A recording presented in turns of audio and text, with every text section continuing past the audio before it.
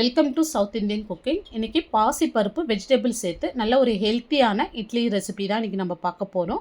வீட்டில் வந்து இட்லி மாவு தோசை மாவு இல்லாத டைமில் இந்த மாதிரி ட்ரை பண்ணி பாருங்கள், ரொம்ப யூஸ்ஃபுல்லாக இருக்கும். இப்போ இதை செய்யறதுக்கு 1 டம்ளர் பாசி பருப்பு எடுத்திருக்கேன். இதனுடைய அளவு பார்த்திங்கன்னா 150 கிராம். இப்போ இது 1 மணி நேரமாக நல்லா ஊறிட்டு இருக்குது. இப்போ இதை வந்து அப்படியே தண்ணி வடிச்சிட்டு ஒரு மிக்ஸி ஜாரில் சேர்த்து கொஞ்சமாக தண்ணி சேர்த்துடலாம். இப்போ ரொம்ப நைஸாக அரைக்கக்கூடாது, கொஞ்சம் கொரகொரப்பாக அரைச்சி எடுத்துங்க. பாருங்கள், இந்த அளவுக்கு லைட்டாக வந்து கொரகொரப்பாக இருக்கணும். இப்போ இதை வந்து வேற ஒரு பவுலில் வந்து நம்ம ட்ரான்ஸ்ஃபர் பண்ணிடலாம்.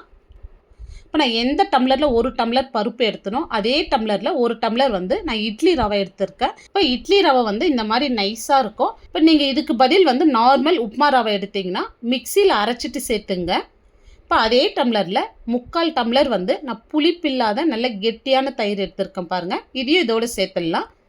இப்போ தண்ணி சேர்க்காத நல்லா கலந்து விட்டுங்க. தேவைப்பட்டால் மட்டும் கொஞ்சமாக சேர்த்து மிக்ஸ் பண்ணி விட்டுங்க. கரண்டி இல்லைன்னா விஸ்கு வச்சு இந்த மாதிரி நல்லா அடித்து விட்டுங்க. அப்போ தான் நல்ல சாஃப்ட்னஸ் வரும். இப்போ இந்த மாவுக்கு தேவையான அளவு உப்பு சேர்த்துருங்க. இப்போ ஒரு பிஞ்சு வந்து மஞ்சள் தூள், கொஞ்சமாக தண்ணி சேர்த்துட்டு இதை நல்லா கலந்து விட்டுங்க. இப்போ திக்னஸ் பாருங்கள், இந்த அளவுக்கு இருக்குது. உங்களுக்கு சப்போஸ் இந்த இடத்துல கொஞ்சம் தண்ணியாக இருக்கிற மாதிரி இருந்தால் கொஞ்சமாக ரவை சேர்த்து கலந்து விட்டுங்க. இப்போ இது ஒரு 15லேருந்து 20 நிமிஷம் நல்லா ஊறட்டும், அப்படியே விட்டுருங்க. இப்போ பாருங்கள், நான் வெஜிடபிள்ஸ் எடுத்து வச்சுருக்கேன். கேரட், பீன்ஸ், ஸ்வீட் கார்ன் எடுத்திருக்கேன். இதுக்கு பதில் வந்து நீங்கள் எந்த காய் ஒன்றும் எடுத்துக்கலாங்க. இந்த மாதிரி நல்லா பொடியாக கட் பண்ணி எடுத்துங்க. நீங்கள் இப்படியும் வந்து பொடியாக கட் பண்ணிவிட்டு சேர்த்துக்கலாம், இல்லைனா இந்த மாதிரி சாப்பரில் சேர்த்து நீங்கள் சேர்த்துக்கலாங்க. சாப்பரில் சேர்க்க சொல்ல இன்னும் நல்லா பொடியாக ஆகும். பாருங்கள், இந்த அளவுக்கு நல்ல பொடியாக இருக்குது பாருங்கள். இப்போ மாவு மிக்ஸ் பண்ணி வச்சு நம்ம 20 நிமிஷம் ஆகுது. இப்போ இந்த வெஜிடபிள்ஸ் எல்லாம் இதோடு சேர்த்துடலாம். இப்போ வெஜிடபிள்ஸ் சேர்த்துட்டு நல்லா மிக்ஸ் பண்ணி விடுங்க. இன்னும் நல்லா திக்காகும் பாருங்கள். இப்போ மாவு பாருங்கள், ஃபஸ்ட்டு விட இப்போ நல்லா வெஜிடபிள் சேர்க்கும் இன்னும் நல்லா திக்காக இருக்குது. இப்போ இட்லி ஊற்றுறதுக்கு இது தாங்க கரெக்டான கன்சிஸ்டன்சி. இப்போ இதில் வந்து நான் 1 ஸ்பூன் வந்து ஃப்ரூட் சால்ட்டு சேர்த்துக்கிறேன். இதுக்கு பதில் வந்து நீங்கள் நார்மல் நம்ம வீட்டில் இட்லி சோடா யூஸ் பண்ணுவோம், அது வந்து ஒரு 1/4 ஸ்பூன் சேர்த்துட்டு 1 ஸ்பூன் குக்கிங் ஆயில் சேர்த்துருங்க. இப்போ கொஞ்சமாக தண்ணி சேர்த்துட்டு நல்லா மிக்ஸ் பண்ணி விட்டுங்க. இப்போ தண்ணி வந்து நிறைய சேர்த்துறாதீங்க, கொஞ்சமாக சேர்த்து நல்லா மிக்ஸ் பண்ணி விட்டுங்க. இப்போ நம்ம குக்கிங் ஆயில் எதுக்கு சேர்த்தோன்னா, நம்ம இட்லி செஞ்சு ரொம்ப நேரம் ஆனாலும் அந்த சாஃப்ட்னஸோடு இருக்கும், மேலே வந்து இட்லி காஞ்சி போகாது.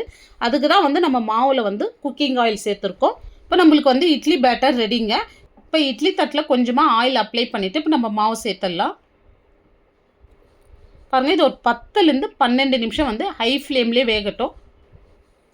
பாருங்கள், இட்லி நல்லா வெந்து இருக்குது. இதை வெளியே எடுத்துகிட்டு ஆறின பிறகு நம்ம எடுத்துடலாம். இப்போ இட்லி பாருங்கள், உங்களுக்கு பார்க்க சொல்லவே தெரியும், இட்லி தட்டில் ஒட்டாத எவ்வளோ சூப்பராக வருது பாருங்கள். இப்போ இந்த இட்லியில் வந்து நம்ம பருப்பு வெஜிடபிள்லாம் சேர்த்து செஞ்சதுனால ரொம்ப ஹெல்த்தியாக இருக்கும். அந்த இட்லி ரொம்ப சாஃப்டாகவும் இருக்குங்க, சாப்பிட்றதுக்கு ரொம்ப டேஸ்ட்டாக இருக்கும். இப்போ இட்லி பாருங்கள் எவ்வளோ சாஃப்டாக இருக்குது பாருங்கள். இப்போ இந்த இட்லிக்கு வந்து காம்பினேஷனாக வந்து தேங்காய் சட்னி, தக்காளி தொக்கு ரொம்ப சூப்பராக இருக்கும். நீங்கள் ட்ரை பண்ணி பாருங்கள். இந்த வீடியோ உங்களுக்கு பிடிச்சிருந்தா கண்டிப்பாக ட்ரை பண்ணி பாருங்கள். லைக் பண்ணுங்கள், ஷேர் பண்ணுங்கள். நம்ம சவுத் இந்தியன் குக்கிங் சேனலை சப்ஸ்கிரைப் பண்ணாத பார்த்துட்டு இருந்தீங்கன்னா சப்ஸ்கிரைப் பண்ணிவிட்டு அப்படியே ஆல்ன்ற ஆப்ஷனையும் கிளிக் பண்ணிவிடுங்க. தேங்க்ஸ் ஃபார் வாட்சிங்.